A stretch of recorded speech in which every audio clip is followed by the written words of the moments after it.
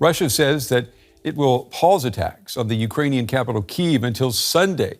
The Kremlin says that President Vladimir Putin accepted a request by U.S. President Donald Trump to stop bombarding Kyiv ahead of peace talks this weekend. The president says that he asked Vladimir Putin to cease attacks on Ukrainian energy infrastructure for a week due to the current extreme winter cold. The terms of the Russian pause and attacks are unclear, and Ukraine's President Zelensky, he has stressed that there is no formal truce between the warring parties. Now, despite the reported pause, Ukraine's Air Force said that Russia launched a ballistic missile and 111 drones overnight. Most drones were intercepted, and there was no reported strike on energy facilities. Well, I'm joined now by Inna Sovsun, a Ukrainian member of parliament who is known for her sharp views of what Russia is doing to Ukraine and what the West still doesn't want to admit about this war. Ms. Sovsun, it's good to have you on the program. Russia, as I'm sure you're aware, says that it has agreed to pause attacks on Kyiv and other Ukrainian cities after U.S. President Trump personally requested that Vladimir Putin do that. My question to you, what do you make of this request and this stopping of the attacks? Well, frankly speaking, we were rather skeptical when we first heard this suggestion because for the background understanding, we had a pretty mild week up until now, but the weather is getting colder over the weekend. So there was big expectations that they will hit again, particularly in Kyiv, where they have already damaged so much of the energy infrastructure. So far, the attack hasn't happened. So it seemed like there was some sort of agreement. Again, it might happen this night, it might happen next night. So we're not sure about that. We are also not sure what sort of leverage did President Trump use to persuade Putin to not to attack, particularly now when there is a good weather condition, so to speak, for this attack. So we're not sure about that. But we'll see what will come out of this. It's still unclear, and I would say that Ukrainians are generally rather skeptical about any promises made by Vladimir Putin. And I just want to be clear on this. Are we talking about a pause in one place and the rest of Ukraine is still a valid target in the eyes of the Kremlin? Is that what's going on here? It's a bit unclear because first there were news that they will not attack Kyiv specifically because after the last couple attacks, the situation in Kyiv is the worst out of the whole country. There are people in Kyiv who are living without heating and water and electricity since January 9th, and it's not hundreds of people, it's tens of thousands, hundreds of thousands of people who are living like that in the city right now. Even those who do have heat and electricity have it like 4, 5, 6 hours a day.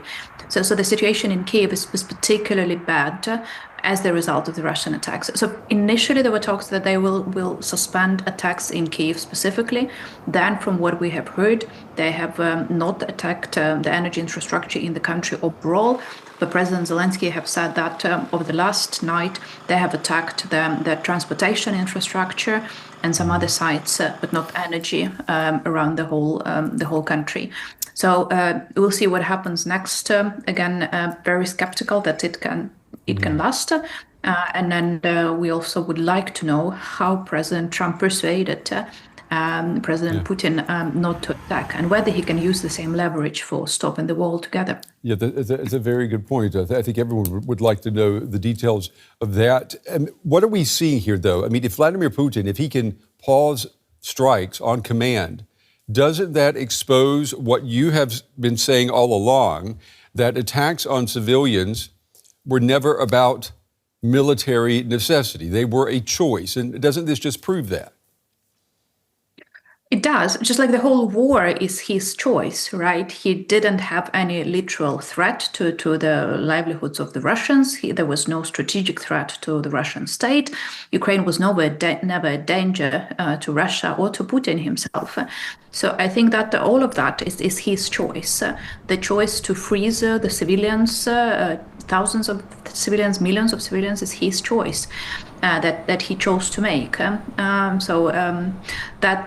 does reveal the nature of this choice, but it doesn't tell us how to, to change this choice as of right now. Because as of right now, in these negotiations that have been happening for months now, what we're seeing is that the Americans are using their leverage very selectively. They're using this against the Ukrainian side, trying to force Ukraine into making some concessions.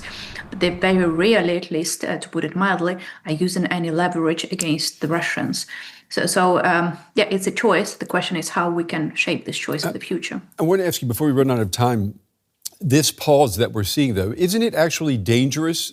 Because a break in the attacks can weaken the sense of urgency that might still exist in Washington or here in Europe.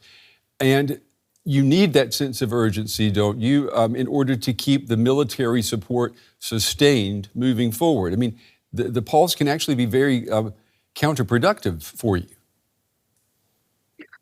Well, then for those who are listening to this, for those who are making decisions, it's important to remember that even if they stop the attacks on energy infrastructure, the energy infrastructure is already destroyed very badly.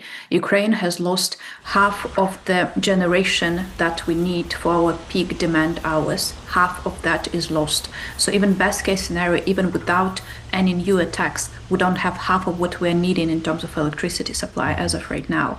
As of right now, 400,000 people in one of the Kyiv neighborhoods, a big one, they're living without heating for a couple of weeks right now.